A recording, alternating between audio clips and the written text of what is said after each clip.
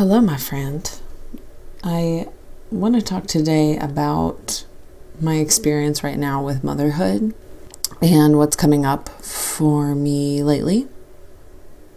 Being a stay-at-home working mom, I want to talk about what that means.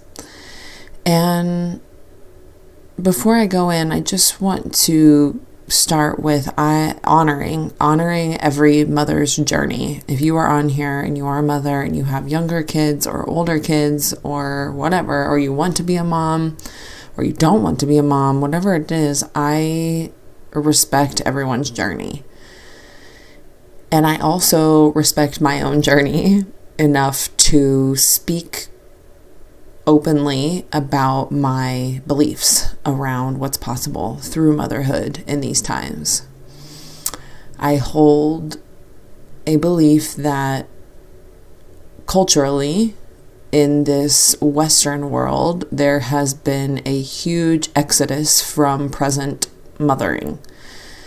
Women in the 70s and 80s started to be able to get careers and bank accounts and jobs and chase their own dreams, which is beautiful, and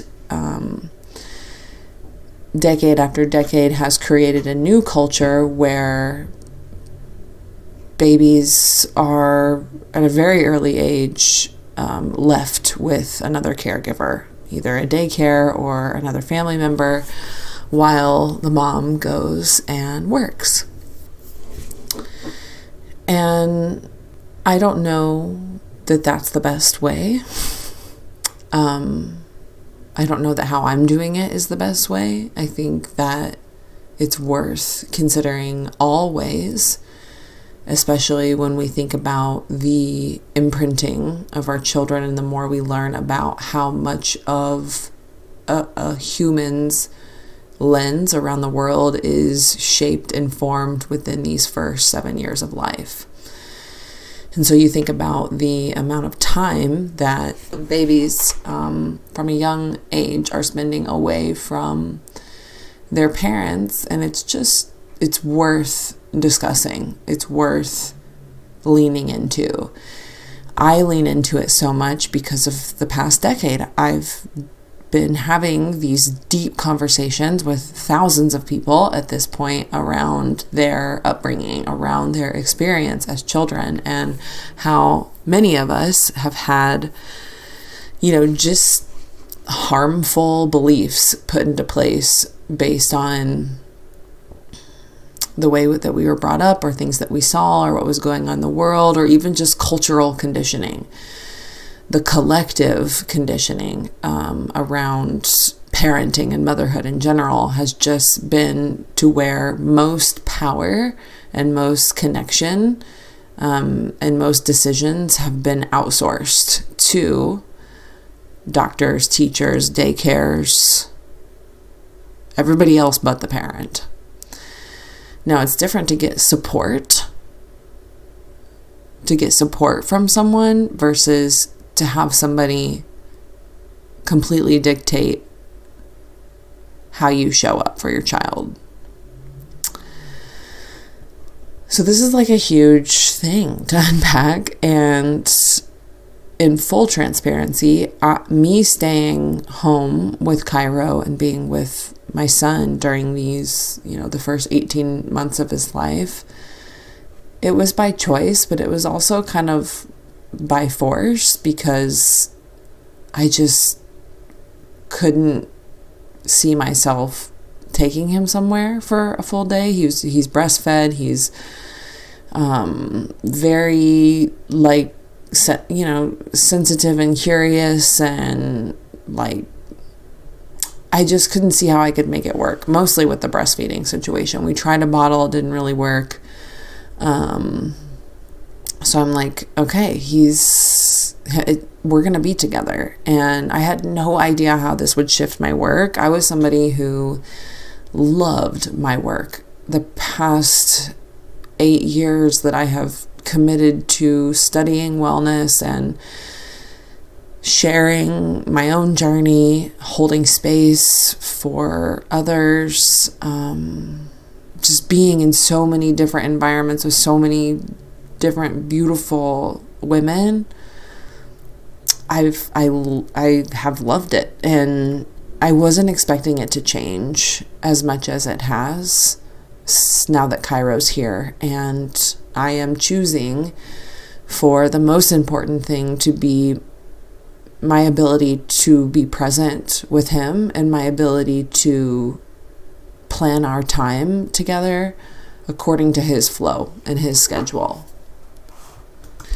So what that means is that pretty much everything had to change for me. Pretty much everything.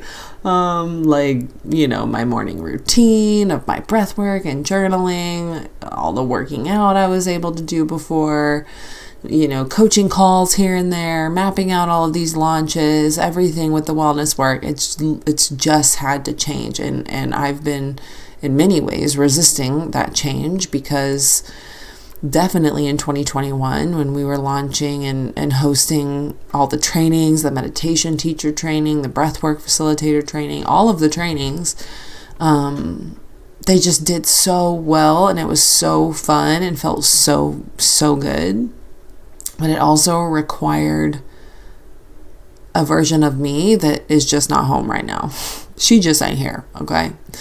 Because this version of me that I am right now, I am broken sleep girl. I am just toddler mom, just deeply in my own personal studies of the building blocks of this reality, the science and the energetics behind all of that.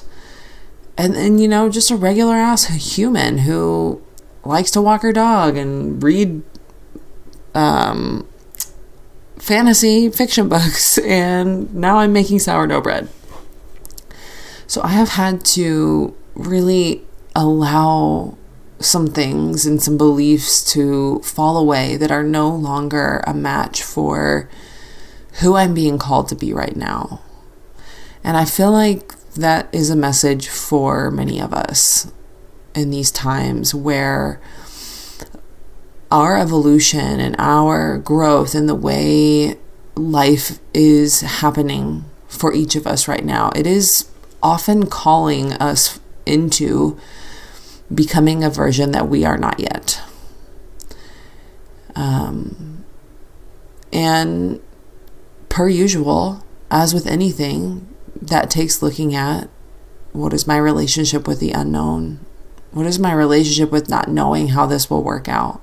It's required me to lean so deeply into faith, so deeply into trust and surrender and my community and my family, and to just say, you know what?